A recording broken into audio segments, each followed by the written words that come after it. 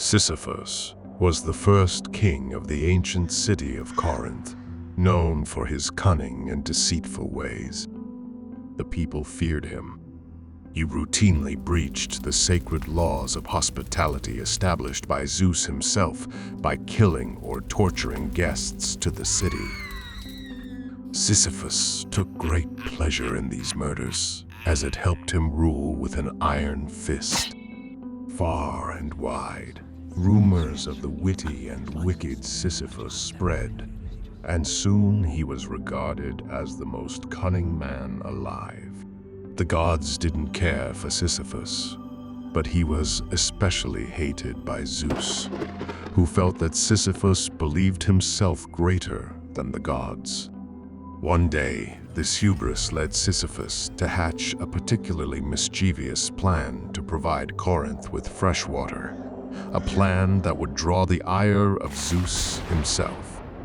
Sisyphus, through his cunning, had uncovered the location of one of Zeus's mistresses, a nymph named Aegina. He revealed her location to her father, the river god, Asopus. In exchange for the information, Asopus diverted a spring to run to the city of Corinth. Zeus was furious. Sisyphus surely thought himself better than the gods, and this could no longer be tolerated. Zeus ordered Thanatos, the personification of death, to take Sisyphus to the underworld.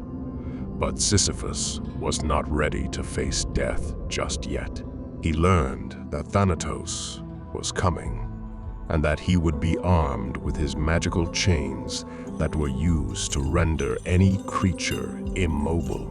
With this information, Sisyphus came up with a plot. When Thanatos arrived, he asked him to reveal how the magical chains worked. Thanatos obliged, but once he let his guard down, Sisyphus quickly bound him by his own chains. Sisyphus then locked Thanatos away, preventing him from returning to the underworld, and in turn, granting himself and all other humans immortality. However, with death captive, the world soon fell into chaos. Ares, the god of war, was unable to slay his enemies on the battlefield, and people were left suffering and in pain.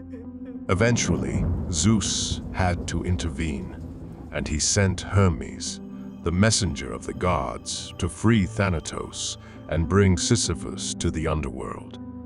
Hermes did as instructed, and soon Thanatos was free and Sisyphus bound in his place. But Sisyphus, proud even in death, still thought himself to be the most cunning human that had ever lived, even more cunning than the gods.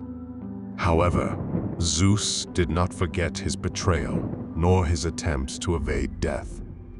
In punishment for his deceit, and specifically his hubris, Sisyphus was forced into the depths of Tartarus and given an impossible task. He was to roll a giant boulder up a steep hill in an attempt to reach the top. Sisyphus, in his usual form, was unfazed by the task and thought it would be no trouble at all for a man as great as he. Yet it would be Zeus that got the final laugh. As Sisyphus began his painstaking task, he would soon find out that Zeus cursed the boulder, so that whenever near to the top of the hill, the boulder would plummet back down to the bottom, forcing Sisyphus to repeat this torture for all eternity. And so, the tragic tale of Sisyphus echoes through the ages. In his ceaseless labor, Sisyphus teaches us that actions have consequences, and the pursuit of power and wealth should not blind us to the deeper truths of life and morality.